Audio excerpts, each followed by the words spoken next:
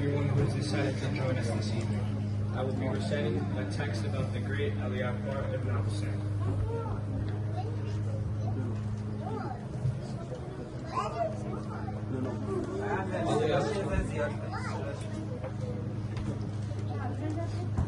Ali Akbar ibn Hussein, commonly referred to as simply Ali Akbar, was a noble figure in early Islamic history, remembered primarily within the Shia tradition for his valor, piety, and martyrdom.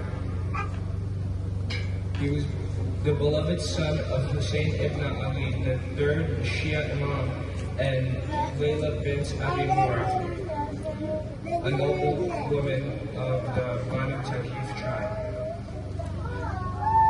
Through his father, Ali Akbar was the grandson of Ali ibn Abi Talib, the first Shia Imam and the fourth Caliph in Sunni tradition, and Fatima al-Zahra, the daughter of the Islamic prophet Muhammad. This made Ali Akbar the great-grandson of the Prophet Muhammad, a lineage that carried immense spiritual and moral weight in the eyes of Muslims, particularly within the Shia. Born around 662 CE, Ali Akbar grew up in an environment steeped in Islamic values, knowledge, and devotion. He was raised under the direct supervision of his father, Hussein ibn Ali, within the household renowned for its commitment to justice, truth, and religious integrity. Ali Akbar was noted by contemporaries and later historians for his remarkable physical resemblance to Prophet Muhammad, not only in appearance but also in speech, demeanor, and manners.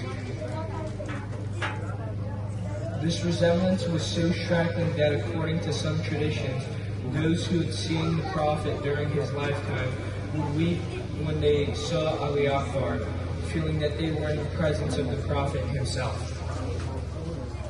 His early life, although not well documented in the same details as final days, was marked by a keen sense of religious devotion, exemplary conduct, and courage.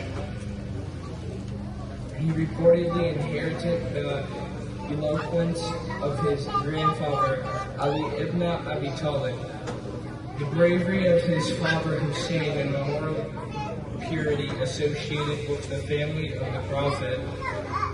Despite being young, variously described as between 18 and 25 years old at the time of his death, Ali Akbar had already distinguished himself as a noble and virtuous member of the Prophet's family. The most pivotal and tragic chapter of his life came during the events leading up into the Battle of Karbala, which took place on the 10th of Muharram in the year 680 CE. On the plains of Karbala, the present-day Iraq, this battle was a culmination of political and spiritual conflict between the Umayyad Caliph Ieciz Md and Hussein ibn Ali, who had refused to pledge allegiance to Yazid on the grounds that his rule was unjust, tyrannical, and contrary to the principles of Islam. Accompanied by his family members and a small group of loyal companions totaling around 72 individuals, was intercepted by the Umayyad army, which numbered in the thousands. Despite being vastly outnumbered, Hussein and his followers stood firm in their resistance, preferring martyrdom to submission. Among those who stood with Hussein that day was his son Ali Akbar, who was reportedly the first among the family of the Prophet to seek and receive permission from his father to go forth and fight in the battlefield. According to numerous Shia historical sources and elegiac literature, Ali Akbar fought with his extraordinary valor and tendency. Despite his youth, before heading into battle, He is said to have delivered a brief but powerful farewell to his father, who, though overwhelmed with grief, gave him his blessing. As Ali Akbar charged into the ranks of the army, he fought with such skill and courage that he reportedly caused confusion and retreat among some segments of the Umayyad army. However, after prolonged combat and a great personal bravery, he was eventually surrounded and struck down by multiple enemies. His death was a moment of profound sorrow for Hussein, who rushed to his son's side and reportedly cried out in anguish over the loss of the one who most resembled the Prophet in both character and appearance. Ali Akbar's martyrdom, like that of the others who fell at Karbala, became a central element in the Shia commemoration of Ashura, the annual day of mourning for Hussein and his companions.